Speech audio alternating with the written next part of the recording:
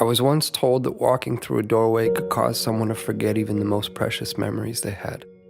Memories of good, memories of bad, memories of love and of loss, all tucked away neatly, stored like the worn-out blankets that were kept to dress the rainy days and bad habits that happen from time to time. Or what it felt like to rest your head on a friend's shoulder that still carries with it the creases from where you last placed your heart. Just like that. Gone within a single step. That somehow 3 beams and an imaginary line drawn across some old aching floorboards were all that stood between you and the infinite silence of the very things that once colored your mind with sound. It's funny. You can make yourself believe almost anything if you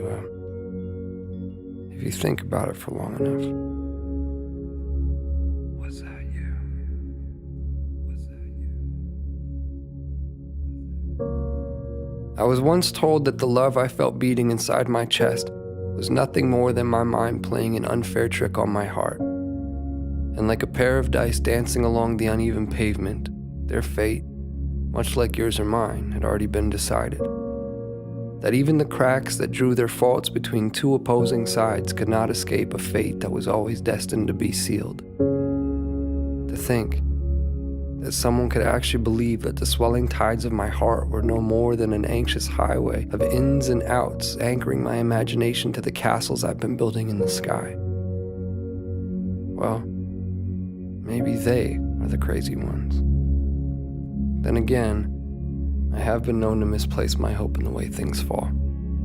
And if I had to confess, there stands a greater chance that I've all but lost my mind in here. So I suppose it's better off this way. Because I've always believed that the odds of finding what you seek tend to favor those who are open to seeking them in the first place. And I, for one, have never quite understood how odds stand to get even without that frame in mind.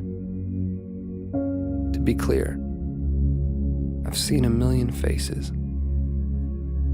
I've seen a million different faces, each one mirroring that of your own. And still, none of them have felt like home to me. None of them have felt like you. So here we are. And I can vaguely and strangely trace your outline. I can remember what it felt like to hold you. I can remember what it was like to stare blindly into your eyes for what felt like an eternity. How could I forget that?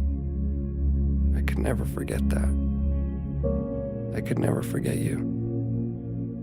No matter how long it takes for my words to make their way through the vastness of this place we've called home, I unto you and you unto me, I say them and will continue to do so.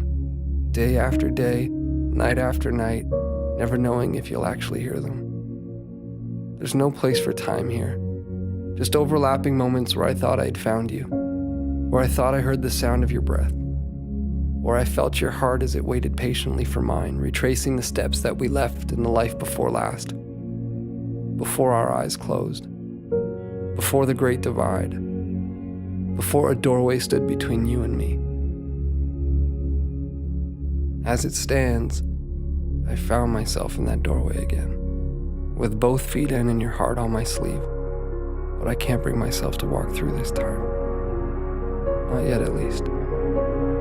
Not until I take one last look and see that it was you. That it was always you. Our hearts strewn across those old fragile floorboards. The silhouettes of each and every one of our memories playing out like a story that we both know we've seen before. I remember now.